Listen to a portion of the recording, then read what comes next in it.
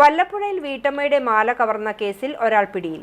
വളാഞ്ചേരി സ്വദേശി സൽമാനാണ് പട്ടാമ്പി പോലീസിന്റെ പിടിയിലായത്.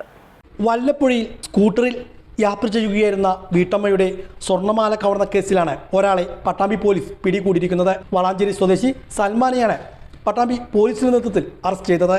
ഇയാളുടെ പക്കൽ നിന്നും മോഷ്ടിച്ച ഒരു ബൈക്കും കണ്ടെത്തിയിട്ടുണ്ട്.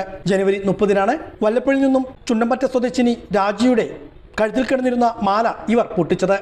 ബൈക്കിലെത്തിയ രണ്ടംഗ സംഘമായിരുന്നു മാല മോഷ്ടിച്ചെന്നായിരുന്നു രാജി പോലീസിന് മൊഴി നൽകിയത്. ഇതിന്റെ അടിസ്ഥാനത്തിൽ നടത്തിയ പരിശോധനയ്ക്കൊടുവിലാണ് സംഘത്തിലെ ഒരാളെ പട്ടാമ്പി TI പത്മരാജിന്റെയും SI മണികണ്ഠന്റെയും നേതൃത്വത്തിൽ പിടികൂടിയത്. വീട്ടമ്മയുടെ മാല പൊട്ടിക്കുന്നതിനിടയിൽ മാലയുടെ ഒരു കഷ്ണം വീട്ടമ്മയുടെ കയ്യിൽ പെട്ടിരുന്നു. തൊണ്ടി മുതൽ പ്രതികളിൽ നിന്നും ശേഖരിക്കുന്ന നടപടികൾ ആരംഭിച്ചിട്ടുണ്ടെന്നും പോലീസ് പറഞ്ഞു.